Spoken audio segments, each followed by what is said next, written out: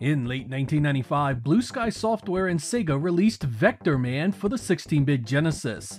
At the time, it was sort of a last hurrah for the platform, using the pre-rendered assets that had become so popular with so many two-dimensional releases. It was a hit both critically and commercially for Sega. Most gaming publications approved of the side-scrolling run-and-gun platforming gameplay. I admit I came to enjoy it a bit myself. It took some adjustment, but I eventually considered it one of the Genesis' better late releases. Sega wanted more of that success and instantly greenlit a sequel to begin development immediately. Blue Sky Software would again helm the project, and Vector Man 2 would be released in November of 1996. The question is, was this one as good as the first? And is it worth taking a look at today? In this episode, we will be reviewing Vector Man 2, one of the final big-budget releases for the Sega Genesis.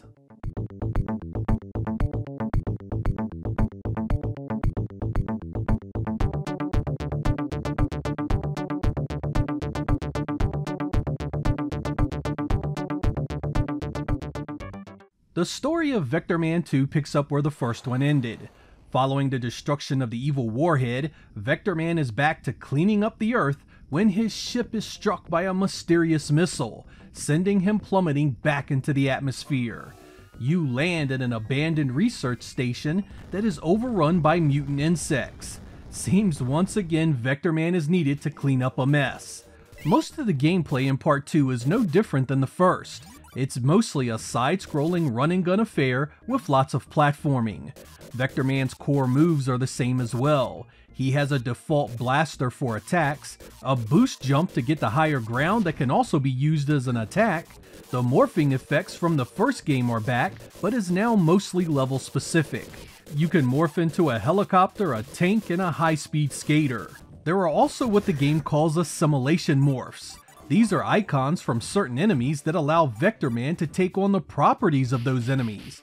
They are essentially power-ups that give you extra abilities like shields, protection from the elements like fire, and new attacks like heavy punches and fireballs. This is not to be confused with the normal weapon system the gameplay employs. Energy sacks take the place of monitors from Part 1 and are scattered throughout each level, holding power-ups and weapons for Vector Man to use.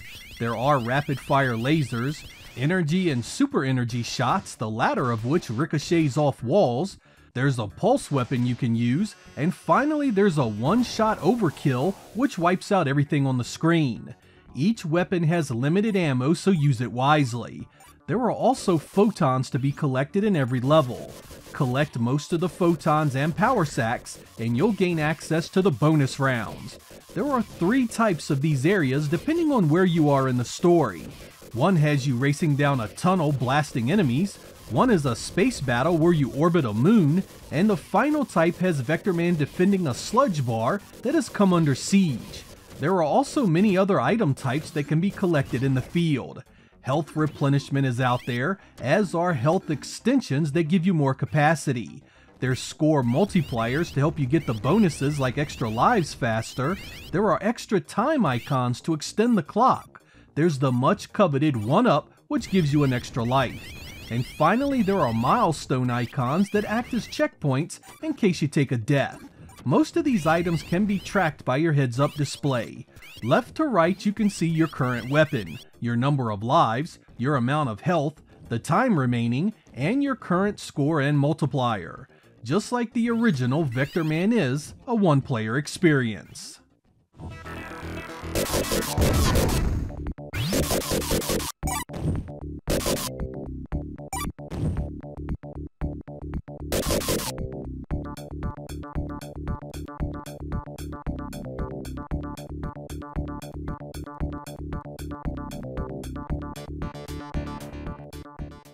The pre-rendered nature of the first game is back in the sequel. The sprites still look great, especially Vector Man and his many transformations.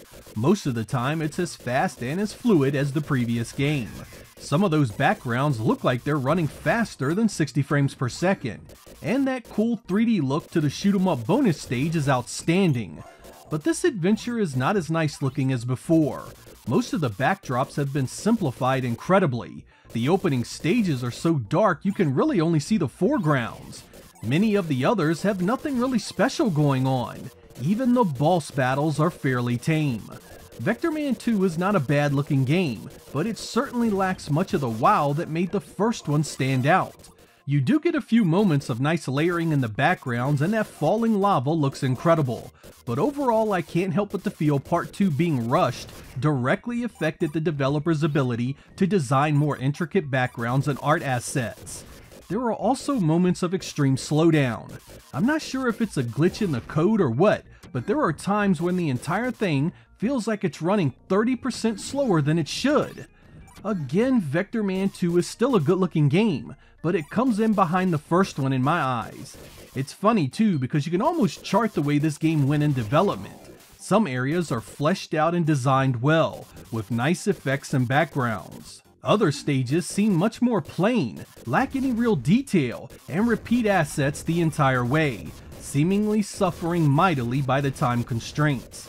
I understand Sega wanted this one out before Christmas that year, but I think a few more months could have turned this into a much better game from a visual and design perspective.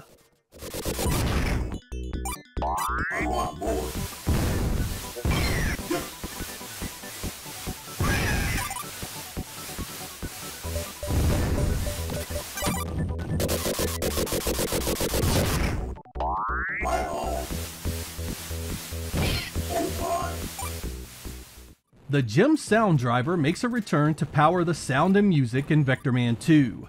I'm real mixed on this stuff though. Some of it is decent and the voice work is solid, while some of it is just straight up forgettable. Hell, some tunes are little more than rumbling with some random bleeps here and there. It's very electronic in nature, so you could argue it fits the theme at least. That likely means fans of hard-edge FM synth may enjoy this more. I have a few examples to see if that's you.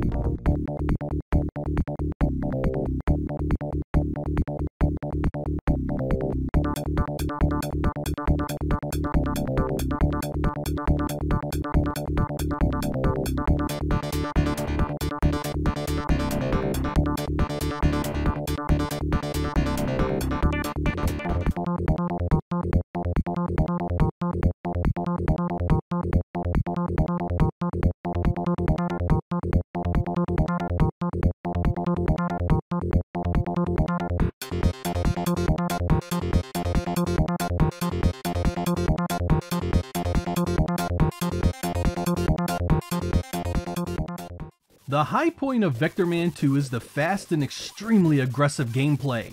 There's a synergy about the way this game's sprites move, the way the weapons fire, the way the screen scrolls. If you get a feel for that, the gameplay is absolutely sublime and incredibly fun. It's also quite challenging as well. I don't care what difficulty you choose, this is going to rake newcomers over the coals until you learn where to go and what to look out for. It spanked me pretty well while capturing the footage here. I do feel that its rushed development hurt it in the end, however. The visuals jump around from impressive to quite the opposite.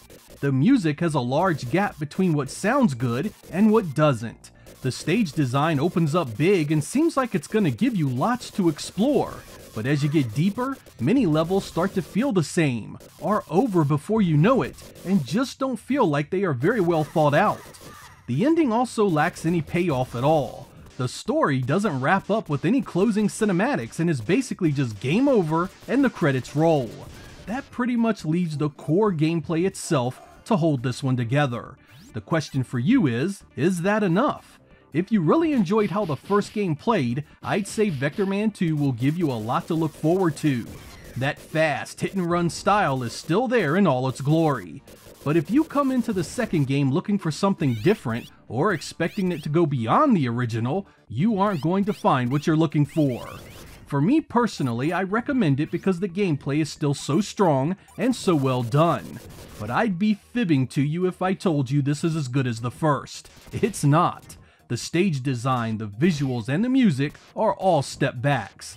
It's still one of the best games available from that last dozen or so Genesis releases so late in its life. But as good as it is, I think it could have been so much more.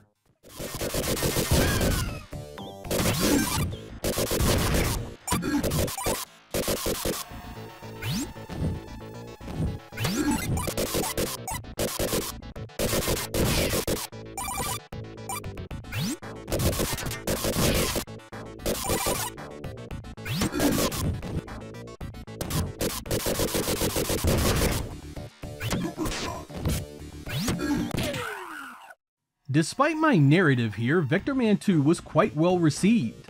GamePro was all about pretty much every aspect of it, rating it nearly perfectly across the board. Electronic Gaming Monthly was a bit more critical of the visuals and stage design, but the reviews were overall positive. Sega advertised the hell out of this one too. With Saturn sales in the toilet in late 1996, I would hazard a guess that Sega of America was trying everything in their power to get revenue up. Unfortunately, the Vectorman story has a very unhappy ending for pretty much everyone that touched the property. Sega was entertaining the idea of bringing another Vectorman out for the Saturn in 1997. This one got as far as concept art and basic design ideas as a 2.5D adventure. Blue Sky Software was again to develop, but Sega pulled the plug before any real progress was made. This put Blue Sky in an awful position, and the company was sold to Titus the following year and would shut down not long after. Vectorman would then be proposed for the PlayStation 2. A company called Pseudo Interactive started work on it and was shooting to release it in 2004. There was even alpha footage of it shown off at E3. But that game wouldn't get finished either, with Sega canceling yet another Vectorman project. Pseudo Interactive would work with Sega on the Full Auto series, but then they too went out of business. That leaves us with yet another Sega series left in the past. I always felt Vectorman would have made a hell of a nice third-person shooter. Focus on the morphing to expand the gameplay possibilities, and it could have been something special. It's a damn shame we never got it. I'm Sega Lord X, thank you guys for watching, and I will catch you next time.